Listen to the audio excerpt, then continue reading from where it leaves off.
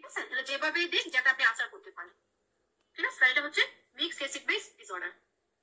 আপু কম্পেনসেশনের ক্ষেত্রে আমার কার্বন ডাই অক্সাইড বাড়াতে হচ্ছে না, যেটার ক্ষেত্রে মেটাবলিক অ্যাসিড ছিল, মানে আবার কম্পেনসেশনের ক্ষেত্রে দেখেন সূত্র ওয়াইজ এখানে দেখেন, এখানে তো আমরা কম্পেনসেশন করেছি তাই না। ধরেন আপনি যেটা বলতে চাচ্ছেন, ধরেন একটা মানুষ পিএইচ কমে গেছে, বাইকার্বনেট কমে গেছে, আপনি যদি কম্পেনসেশন করতে চান, কম্পেনসেশন আপনাকে কার্বন ডাইঅক্সাইডকে কমানো দরকার ছিল, বাড়ানো না। ঠিক আছে, কেন দেখেন একটা মানুষের পিএইচ কমে গেছে, ঠিক আছে, আপনি তার পিএইচ কে বাড়াইতে চান, তার পিএইচ কে বাড়ানোর জন্য কার্বন ডাইঅক্সাইডকে কমাইতে হবে তাই না, এটাই তো নর্মাল কম্পেনসেশন। কিন্তু উল্টো এখানে কার্বন ডাইঅক্সাইড বেশি, কেন বেশি? কারণ এখানে রেসপিরেটরি কম্পোনেন্টও আছে।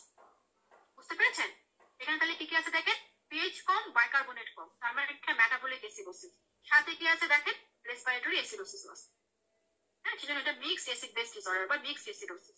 এখন কি বুঝতে পেরেছেন? জি আপু। না বুঝলে আমি আবার বলবো, বলেন বুঝতে পেরেছেন কিনা। এটা একটু আবার এক্সপ্লেইন করুন। আচ্ছা, আবার একটু বলি। হ্যাঁ, আমরা যে এতক্ষণ যে ইকুয়েশন গুলো করেছিলাম, এখানে দেখেন যেটা মেটাবলিক অ্যাসিডোসিস, বাইকার্বনেটও কম, কার্বন ডাইঅক্সাইডও কম। অ্যালকালোসিস, মেটাবলিক অ্যালকালোসিস, বাইকার্বনেটও বেশি, কার্বন ডাইঅক্সাইডও বেশি। রেসপিরেটরি অ্যাসিডোসিস, বাইকার্বনেটও বেশি, কার্বন ডাইঅক্সাইডও বেশি। রেসপিরেটরি অ্যালকালোসিস, বাইকার্বনেটও কম, কার্বন ডাইঅক্সাইডও কম। আপনি এখানে একটা কমন জিনিস দেখতে পাচ্ছেন, যেখানে বাইকার্বনেট কমে সেখানে কার্বন ডাইঅক্সাইডও কমে, যেখানে বাইকার্বনেট বাড়ে সেখানে কার্বন ডাইঅক্সাইডও বাড়ে। ঠিক আছে, এখন দেখেন আপনাদের মাথায় প্রশ্ন আসতে পারে যে এখানেও বাইকার্বনেট বেশি, মানে ধর মেটাবলিক অ্যালকালোসিসে বাইকার্বনেট বেশি, রেসপিরেটরি অ্যাসিডোসিসে বাইকার্বনেট বেশি, মেটাবলিক অ্যালকালোসিসে কার্বন ডাইঅক্সাইড বেশি, রেসপিরেটরি অ্যাসিডোসিসে কার্বন ডাইঅক্সাইড বেশি। পার্থক্য করবো কি দিয়ে? বেসিক পার্থক্য আমার পিএইচ দিয়ে হয়ে যাচ্ছে। এই সিনারিওতে যদি পিএইচ বেশি থাকে তাহলে এটা অ্যালকালোসিস, এই সিনারিওতে যদি পিএইচ কম থাকে তাহলে সেটা হবে অ্যাসিডোসিস। ঠিক আছে, এত কমপ্লেক্সিটিতে না গিয়ে এটাই মনে রাখেন হচ্ছে যেটা পিওর মেটাবলিক। হ্যাঁ, পিওর মেটাবলিক মানেই হচ্ছে দুইটাই কমবে, বা অ্যালকালোসিস যদি বলি দুটাই বাড়বে। মানে তীর চিহ্নের ডিরেকশন সবসময় একই দিকে হবে, যেটা নিচের দিকে নামতেছে দুটাই নিচের দিকে নামতেছে, যেটা উপরের দিকে উঠতেছে দুটাই হচ্ছে আপনার উপরের দিকে উঠতেছে। হ্যাঁ, যদি আপনি এখানে দেখেন, হ্যাঁ এই যে সিনারিওটা দেখেন, এখানে দেখেন তীর চিহ্নের ডিরেকশন ডিফারেন্ট দিকে, বাইকার্বনেট কমতেছে কিন্তু কার্বন ডাইঅক্সাইড বাড়তেছে। আমরা এতক্ষণ যে কমন সিনারিও গুলো পড়েছি, হ্যাঁ ওগুলো এরকম ছিল না। আমরা দেখেছিলাম যেখানে বাইকার্বনেট কমেছিল সেখানে কার্বন ডাইঅক্সাইডও কমেছিল। যদি দেখেন যে তীর চিহ্নের ডিরেকশন দুই দিকে যাচ্ছে, একটা উপরের দিকে যাচ্ছে একটা নিচের দিকে যাচ্ছে, এরকম যদি থাকে আপনি ধরে নেবেন এটা মিক্সড। যে পিওর মেটাবলিক হইতো বা পিওর রেসপিরেটরি হইতো তাহলে দুটাই কমতো আর দুটাই বাড়তো। ঠিক আছে, এখন যদি আমি এখানে মিলাইতে চাই, হ্যাঁ পিএইচ কম, বাইকার্বনেট কম, ঠিক আছে, তার মানে এটা কি মেটাবলিক অ্যাসিডোসিস তাই না। পিএইচ কম, বাইকার্বনেট কম মানে হচ্ছে মেটাবলিক অ্যাসিডোসিস, মানে মেটাবলিক সিস্টেমের সাথে তার সম্পর্ক ম্যাটেরিয়াল, তার মানে এটা মেটাবলিক অ্যাসিডোসিস। ঠিক আছে, আবার দেখেন পিএইচ কম, কার্বন ডাইঅক্সাইড বেশি, তাহলে পিএইচ কম, কার্বন ডাইঅক্সাইড বেশি মানে হচ্ছে কি এটা রেসপিরেটরি অ্যাসিডোসিস। ঠিক আছে, তার মানে এখানে কি আছে, মেটাবলিক অ্যাসিডোসিস আছে, রেসপিরেটরি অ্যাসিডোসিস আছে, সেজন্য এটাকে আমরা মিক্সড অ্যাসিড বেস ডিসঅর্ডার বলি বা মিক্সড অ্যাসিডোসিস বলি। অথবা যদি পরীক্ষায় স্টেম এটাও থাকে metabolic and respiratory acidosis, mixed metabolic and respiratory acidosis, সেটাও আপনি ট্রু দিবেন, সেটাও আপনার আনসার হবে। ঠিক আছে, এখন কি বুঝতে পেরেছেন?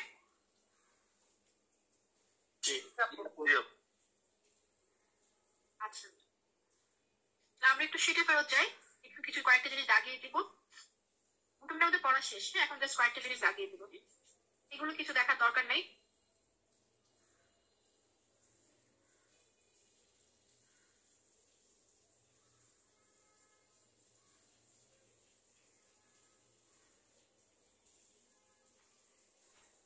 আচ্ছা, আমরা এই জায়গায় চলে আসলাম, আপনাদের শিটের পেজ নং 49।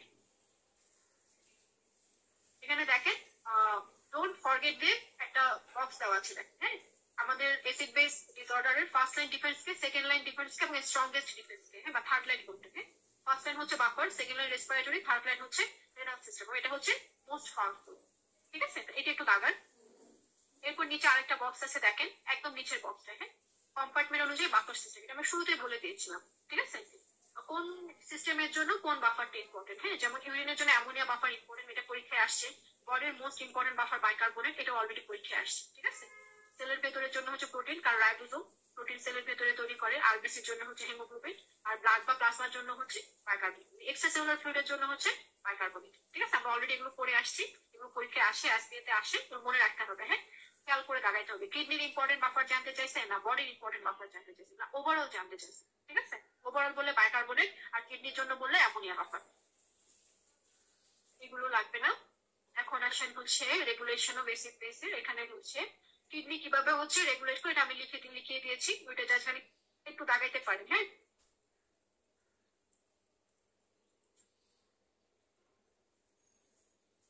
আসেন হচ্ছে অ্যাসিড বেস ডিসঅর্ডার।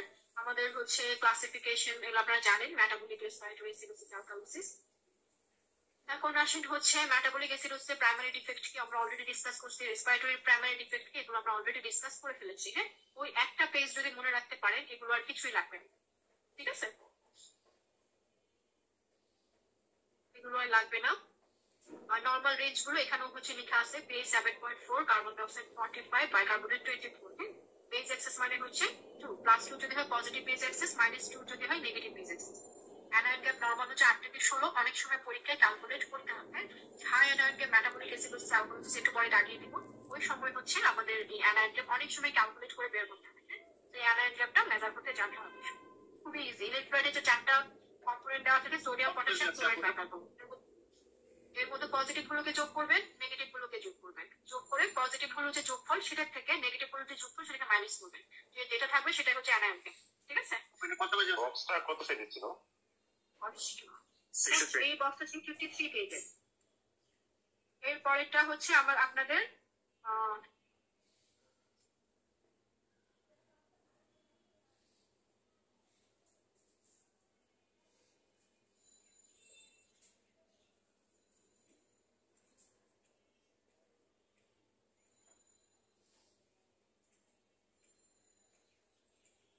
সেটা হচ্ছে, এটা দেওয়া নেই, আপনাকে স্ক্রিনশট নিয়ে রাখা, আমরা ছবি ছবি রাখতে পারি। হ্যাঁ,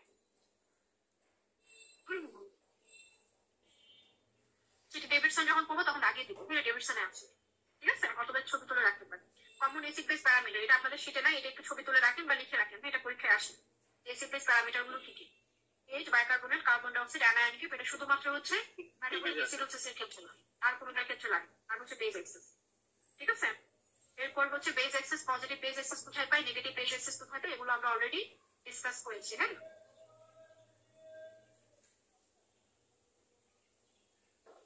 আচ্ছা, এরপর হচ্ছে কজেস অফ মেটাবলিক অ্যাসিডোসিস। হ্যাঁ, মেটাবলিক অ্যাসিডোসিসের একটা বক্স দেওয়া আছে, দেখেন। এই বক্সটা আমরা পড়বো না। প্রথম কথা হচ্ছে এটা আমরা পড়বো না। ঠিক আছে, এটা বাদ। ল্যাবরেটরি ফাইন্ডিং আমরা অলরেডি ডিসকাস করছি। হ্যাঁ, তারপর এখানে একটু দাগিয়ে রাখি, আমরা যে ফিগারটা পড়েছি this is enough. Laboratory finding of ketoacidosis, just এখানে কিটোন বডিটা বেড়ে যাবে।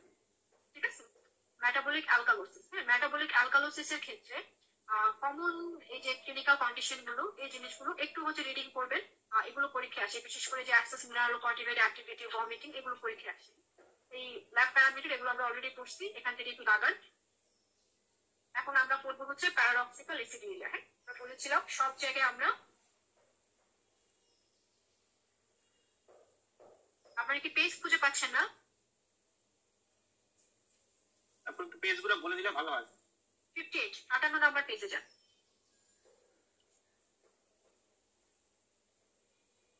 57-এ বলেছে এই বক্সটার কথা। হ্যাঁ, 57-এর যে বক্সটা আছে, বক্সটা পড়বেন। ল্যাব ফাইন্ডিং আমরা অলরেডি ডিসকাস করেছি। হ্যাঁ, ওটা পড়লেই হবে। হ্যাঁ, এরপর 58 পেজে যান। এখানে একটা ফ্লো চার্ট দেওয়া আছে, দেখেন। হ্যাঁ, কোনো একটা মানুষের যদি অনেক বেশি ভমিটিং হয়, হ্যাঁ, অনেক বেশি ভমিটিং হওয়ার কারণ কি হতে পারে, like gastric outlet obstruction, pyloric stenosis, বা সিভিয়ার কোনো ফুড পয়জনিং এর জন্য যদি অনেক বেশি ভমিটিং হয়, তাহলে কি হবে দেখেন, আমাদের আপার যে ট্র্যাক্টের সিক্রেশনটা কি, স্টোমাকের সিক্রেশন অ্যাসিডিক, অ্যাসিড লস হয়ে যাবে।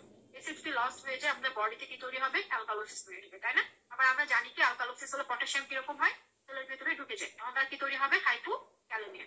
ঠিক আছে, আবার দেখেন ভমিটিং এর জন্য তার কি লস হচ্ছে, তার হচ্ছে ইসিএফ এর ভলিউম লস হচ্ছে, সোডিয়াম ক্লোরাইড লস হচ্ছে, পটাশিয়াম ক্লোরাইড লস হচ্ছে, তাই না? তাহলে এই ভলিউম লস হওয়ার জন্য অ্যাক্টিভেট হবে কি, রেনিন অ্যানজিওটেনসিন অ্যালডোস্টেরন সিস্টেম। ঠিক আছে, এই অ্যালডোস্টেরনের কাজ কি, সোডিয়ামকে রিঅ্যাবজর্পশন করা, ওয়াটারকে রিঅ্যাবজর্পশন করে বিনিময়ে পটাশিয়ামকে বের করে। কিন্তু বডিতে তো পটাশিয়াম নাই, তাই না? কিছু ভমিটিং এর জন্য লস হয়ে গেছে, বাকি যে পটাশিয়াম ছিল সেগুলো অ্যালকালোসিসের জন্য সেলের ভেতরে ঢুকে গেছে। পটাশিয়াম যদি না থাকে, পটাশিয়ামের পরিবর্তে অ্যালডোস্টেরন কাকে বের করতে পারে, হাইড্রোজেন আয়নকে বের করতে পারে। তাহলে আপনি ইউরিনে কি পাবেন, হাইড্রোজেন আয়ন। ঠিক আছে, আপনি ইউরিনটা কিরকম খাচ্ছে তাহলে, অ্যাসিডিক। তাহলে আপনি বডিতে পাচ্ছেন অ্যালকালোসিস, ইউরিনটা পাচ্ছেন অ্যাসিডিক।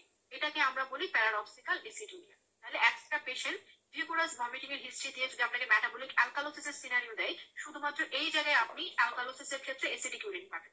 আর বাকি যত কন্ডিশন আছে, অ্যাসিডোসিসে অ্যাসিডিক ইউরিন, অ্যালকালোসিসে অ্যালকালাইন ইউরিন। ঠিক আছে? এরপর হচ্ছে রেসপিরেটরি অ্যাসিডোসিস। রেসপিরেটরি অ্যাসিডোসিসের ডিফেক্ট আপনারা জানেন। কজ হচ্ছে আমরা এটা পড়বো না, আমরা একটু লিখে রাখেন। আপনারা যখন রেসপিরেটরি সিস্টেম পড়বেন, রেসপিরেটরি সিস্টেমে রেসপিরেটরি ফেলিউরের কিছু কারণ দেওয়া আছে। এর মধ্যে যেটা টাইপ 2 রেসপিরেটরি ফেলিউর, তারা করবে হচ্ছে এই রেসপিরেটরি অ্যাসিডোসিস। আমি একটু আপনাদের ধারণা দিই, এটা মধ্যে কত নম্বর ক্লাস? রেনালের সেকেন্ড ক্লাস। ইন টোটাল কত নাম্বার ক্লাস? অনেকগুলোই ক্লাস হয়েছে আমাদের, তো জানুয়ারিতেই শুরু হয়েছে। জানুয়ারিতে শুরু হয়েছে, আমাদের অনেকগুলো ক্লাস হয়েছে। জি, এন্ডোক্রাইন শেষ, কার্ডিওলজি শেষ, নিউরোলজি শেষ, হেপাটোলজি শেষ। রেসপিরেটরি ফেলিউর আমরা দুটো ভাগে ভাগ করি, একটা হচ্ছে টাইপ 1 রেসপিরেটরি ফেলিউর আর একটা হচ্ছে টাইপ 2 রেসপিরেটরি ফেলিউর। ঠিক আছে? এই বক্সটা আপনাদের পরীক্ষার জন্য ইনফিনিটেস্টার ইম্পর্টেন্ট। হ্যাঁ, রেসপিরেটরি ফেলিউর এই বক্স। এখন দেখেন type 1 respiratory failure, type 2 respiratory failure আমরা কিভাবে ডিফারেন্সিয়েট করি। টাইপ 1 রেসপিরেটরি ফেলিউর মানে হচ্ছে আমার রেসপিরেটরি সিস্টেম আমার বডির যে নরমাল অক্সিজেন কনসেন্ট্রেশন সেটা মেইনটেইন করতে পারে। তার মানে আমার partial pressure of oxygen com, oxygen saturation com. But এটা শুধুমাত্র এই ফেলিউরের মধ্যে সীমাবদ্ধ আছে, এটা এক্সটেন্ড করে না। এটা আদার্স কোনো ইলেকট্রোলাইট বা আদার্স কোনো অ্যাবনর্মালিটি তৈরি করে না। ঠিক আছে? এখন টাইপ 2 রেসপিরেটরি ফেলিউর বলতে আমরা কি বুঝি? তার রেসপিরেটরি ফেলিউর তো তার আছে, তার মানে তার অক্সিজেন কম, সাথে তার কি হবে, সাথে তার হবে হচ্ছে কার্বন ডাই অক্সাইডটা বেড়ে যাবে। বডি আপনার হচ্ছে প্রপারলি ভেন্টিলেট করতে পারবে না, তার রেসপিরেটরি সেন্টারটা সাপ্রেস হয়ে যাবে। রেসপিরেটরি সেন্টার সাপ্রেস হয়ে যাওয়ার জন্য তার কি হবে, হাইপোভেন্টিলেশন হবে। হাইপোভেন্টিলেশনের জন্য বডিতে কার্বন ডাই অক্সাইড জমতে থাকবে। তাহলে বডিতে যদি কার্বন ডাই অক্সাইড জমতে থাকে, কার্বন ডাই অক্সাইড যদি বেড়ে যায়, তাহলে পিএইচ কিরকম হবে, কমে যাবে। তাহলে টাইপ 2 রেসপিরেটরি ফেলিউরের যে কারণগুলো আপনারা দেখবেন বক্সে, they all are the causes of respiratory acidosis. ঠিক আছে? আলাদা করে এই বক্স আপনি মুখস্থ করবেন না, ওইটা পড়বেন, ওইটা পড়লে আপনার দুটাই কভার পেয়ে যাবেন। ঠিক আছে? ওই বক্স হচ্ছে একদম যেভাবে আছে সেভাবে মুখস্থ করতে হয়। হ্যাঁ, সেজন্য ওইটাই ভালো মতো করবেন। ল্যাব ফাইন্ডিং আপনারা জানেন। হ্যাঁ, এরপর দেখেন রেসপিরেটরি অ্যালকালোসিস। রেসপিরেটরি অ্যালকালোসিস এর মধ্যে হচ্ছে মেইনলি যেটা ইম্পর্টেন্ট সেটা হচ্ছে এটা হিস্টেরিক্যাল হাইপারভেন্টিলেশন অথবা সাইটোজেনিক হাইপারভেন্টিলেশন সিনড্রোম। এটা রেসপিরেটরি সিস্টেম একটা বক্স আছে, এখান থেকে পরীক্ষার প্রশ্ন দেয়। হ্যাঁ, এইটা একটু হচ্ছে আমাদের করতে হবে। হ্যাঁ, ল্যাব ফাইন্ডিংটা করবে। আপনি মনে রাখবেন আমাদের জন্য ল্যাব ফাইন্ডিং বেশি ইম্পর্টেন্ট। হ্যাঁ, কজের চেয়ে। হ্যাঁ, এটা ওভারঅল একটা আপনাকে হচ্ছে সামারাইজ করে দিয়েছে। এগুলো এইভাবে পড়লে আপনি কিছুই বুঝবেন না, আপনি ফ্লোচার্ট দিয়ে পড়বেন, তাহলে আপনার জন্য মনে রাখা সহজ হবে। হ্যাঁ, এগুলো লাগবে না। এখানে অনেকগুলো ভ্যালু দেওয়া আছে, নিজেরা বাসায় না দেখে, ডায়াগনোসিস না দেখে প্র্যাকটিস করবেন। ঠিক আছে?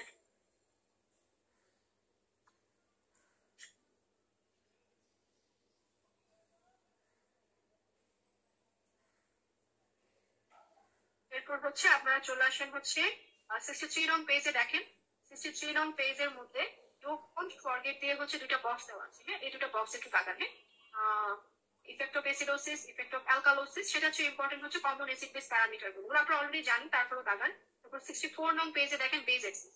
পজিটিভ বেজ এক্সিস কোথায় পাবো, নেগেটিভ বেজ এক্সিস কোথায় পাবো, অলরেডি আমরা বলে দিয়েছি, তারপরে একটু দেখবেন। ঠিক আছে? এরপর দেখেন আপনাদের পরবর্তী পেজে 65 নং পেজে acid base disorder and serum potassium already discuss. পটাশিয়ামের ওখানে যতটুকু বলে দিয়েছে অতটুকু এনাফ, এখান থেকে আর কোনো কিছুই পড়ার দরকার নাই। ঠিক আছে? পরের পেজে চলে যান 67 রেনাল টিউবুলার অ্যাসিডোসিস, ইনফিনিটেস্টার টপিক। ঠিক আছে? এটা আমরা এখান থেকে, এখানে একটা বক্স দেওয়া আছে, দেখেন ডেভিডসনের পেজ নাম্বারও লেখা আছে। এটা ডেভিডসন থেকেই করবেন এবং পরীক্ষার আগে দেখে যাবেন। এখান থেকে ফ্রিকুয়েন্টলি পরীক্ষায় প্রশ্ন আসে, আপনাদের সেশনে আসার সম্ভাবনা অনেক বেশি। ঠিক আছে? এটা আমরা ইন ডিটেলসে পড়বো নেক্সট ক্লাসে। হ্যাঁ, তো বক্সটা আপনি এখান থেকে মুখস্থ করে ফেলতে হবে, ডেভিডসনে দাগাবেন, দেন মুখস্থ করে ফেলবেন, যাতে আমাদের নেক্সট ক্লাস করতে ইজি হয়। ঠিক আছে? এখানে দেখেন ডিফারেন্ট টাইপ পার্থক্যগুলো আমরা কিভাবে করবো, আমরা একদম খুব ডিটেলসে করবো নেক্সট ক্লাসে, তাহলে আপনার প্রবলেম হবে না। হ্যাঁ, এরপর হচ্ছে দেখেন অ্যানায়ন গ্যাপ। অ্যানায়ন গ্যাপ আমরা কিভাবে মেজার করবো, আমরা অলরেডি আমরা বলছি। সোডিয়াম পজিটিভ গুলো যোগ করবো, নেগেটিভ গুলো যোগ করবো, যেটা বাকি থাকবে সেটাই হচ্ছে অ্যানায়ন গ্যাপ। অ্যানায়ন গ্যাপ কিসের জন্য লাগে, মেটাবলিক অ্যাসিডোসিসের জন্য লাগে। আদার্স কোনো অ্যাসিড বেস ডিসঅর্ডারের জন্য লাগে না, শুধুমাত্র মেটাবলিক অ্যাসিডোসিসের জন্য লাগে। আপনাদের পেজ নং 70 তে দেখেন। আচ্ছা, আপনারা যখন হচ্ছে জেনেসিস পরীক্ষা দেবেন তখন এই পরীক্ষা প্রশ্নগুলো আসতে পারে, আনমেজার ক্যাটায়ন, আনমেজার অ্যানায়ন। হ্যাঁ, এগুলো আসতে পারে। এগুলো কখনো ফাইনালে আসে না এখনো পর্যন্ত। ঠিক আছে? একটু জাস্ট দেখে রাখবেন। হ্যাঁ, অনেকের মন খারাপ হয় কম নাম্বার পেয়েছি, আমি কম নাম্বার পেয়েছি, তো আপনি একটু দেখে রাখবেন। হ্যাঁ, এরপর হচ্ছে পেজ নং 70 তে দেখেন কজেস অফ অ্যানায়ন গ্যাপ দেওয়া আছে। এটা অ্যাকচুয়ালি অ্যানায়ন গ্যাপের কাজ বক্স না, এটা হচ্ছে কজেস অফ মেটাবলিক অ্যাসিডোসিস। ঠিক আছে? মানে অ্যানায়ন গ্যাপ কেটে এখানে একটু লিখে রাখেন মেটাবলিক অ্যাসিডোসিস ইনফিনিটেস্টার ইম্পর্টেন্ট বক্স। খুবই আশ্চর্যজনক ভাবে গত সেশনে এখান থেকে প্রশ্ন আসে নাই, এরকম কখনোই হয় না যেখান থেকে প্রশ্ন আসে না, ঠিক আছে?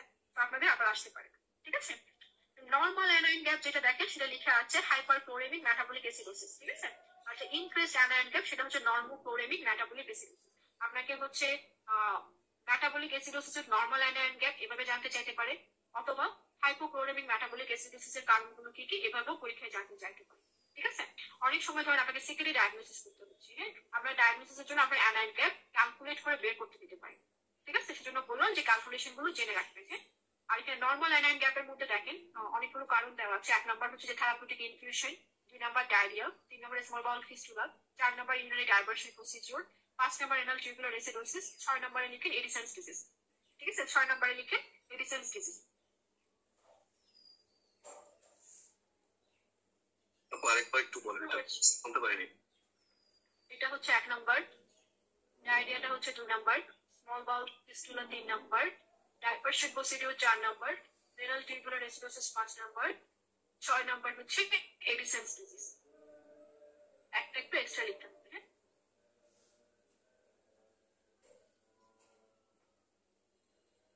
এই বক্স খুব ভালো মতো আমাদের দেখে করতে হবে, হ্যাঁ। কিছু ব্রেন স্টর্মিং দেওয়া আছে, এগুলো পরীক্ষার আগে একটু দেখে নেবেন, হ্যাঁ। আচ্ছা এখানে হচ্ছে এক্সোজেনাস অ্যাসিড নোডের এখানে একটা এসপিরিন পয়জনিং এর কথা দেওয়া আছে, হ্যাঁ। এসপিরিন হচ্ছে আমাদের মেটাবলিক অ্যাসিডোসিস, রেসপিরেটরি অ্যালকালোসিস দুটাই করতে পারে, হ্যাঁ। এরকম আরেকটা কন্ডিশন আছে যেরকম দুটাই করতে পারে, সেটা হচ্ছে বেসিক পালমোনারি এম্বোলিজম, ঠিক আছে? একটু জেনে রাখবেন, হ্যাঁ। আপনারা যখন পুরো ডেভেলপমেন্ট করবেন তখন কনফিউশন হবে, এক জায়গায় দেখবেন অ্যাসিডোসিস লিখে এক জায়গায় দেখবেন অ্যালকালোসিস লিখে, হ্যাঁ দুটাই করতে পারে, ঠিক আছে? একটা কন্ডিশন হচ্ছে সেলিসাইলেট বা অ্যাসপিরিন পয়জনিং, আরেকটা হচ্ছে বেসিক পালমোনারি এম্বোলিজম। এখান থেকে এগুলো লাগবে না, ওই বক্সটাই করবেন, ঠিক আছে? এই হচ্ছে আমাদের আজকের ক্লাস। আপনাদের কারোর যদি কোনো কিছু জানার থাকে আপনারা প্রশ্ন করতে পারেন, ঠিক আছে?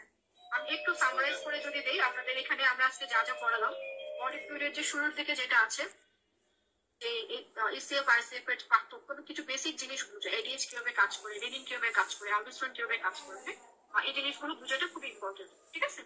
এরপর দেখেন ইলেকট্রোলাইট, পটাশিয়াম থেকে একটা প্রশ্ন পাবেন, ঠিক আছে? মিনিমাম সোডিয়াম থেকে একটা প্রশ্ন পেতেও পারে, না পেতে পারে, ঠিক আছে? বাট সোডিয়ামের সিয়ার যেটা আমরা আজকে পড়ি না, নেক্সট ক্লাস আমরা পড়বো, এন্ডোক্রাইন নিয়ে আসি, সিয়ার খুব ইম্পর্টেন্ট পরীক্ষার জন্য, ঠিক আছে? ক্যালসিয়াম 1 থেকে 2টা প্রশ্ন অবশ্যই পাবেন, ঠিক আছে?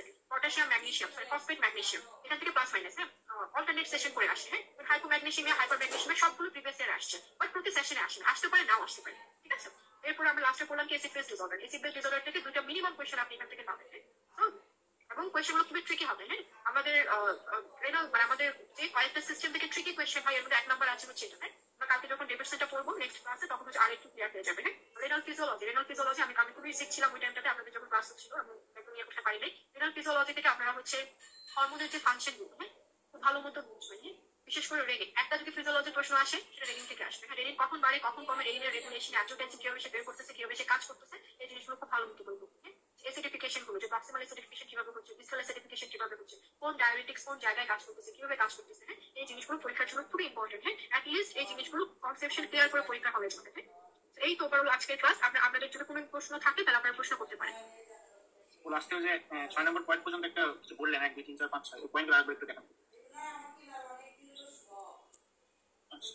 সেটা দেখেন বোল্ড করে দেওয়া আছে সবগুলো, হ্যাঁ। শুধু এডিসেন্স ডিজিজটা লিখে নেন, এডিসেন্স ডিজিজটা একটু লিখে রাখেন, শীটের পেজ নাম্বার 70, দেন বোল্ড করে দেওয়া আছে, হ্যাঁ। সেগুলো জাস্ট মার্কিং করবেন, হ্যাঁ। 1 2 3 4 5 করে জাস্ট 6 নম্বরে একটা এক্সট্রা লিখবেন এডিসেন্স ডিজিজ।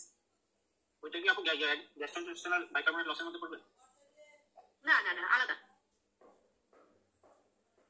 গ্যাস্ট্রোইন্টেস্টাইনাল লসের মধ্যে হচ্ছে এই 3টা শুধু।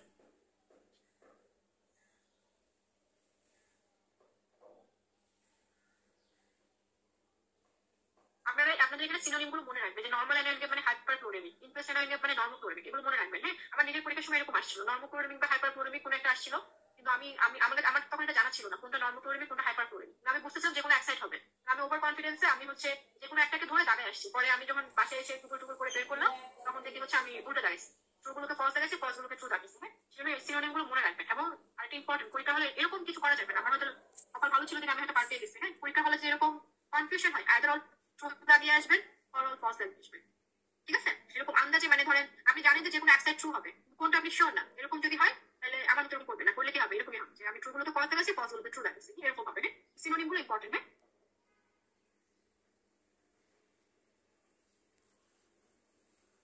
এই বক্স থেকে শুধু নামগুলো পড়বেন, এখানে ভিতরে এগুলো পড়ার দরকার নেই, শুধু এগুলো এই সাইড ডায়াবেটিক কিটোসিডোসিস স্টারভেশন অ্যালকোহলিকস নামগুলো পড়বেন।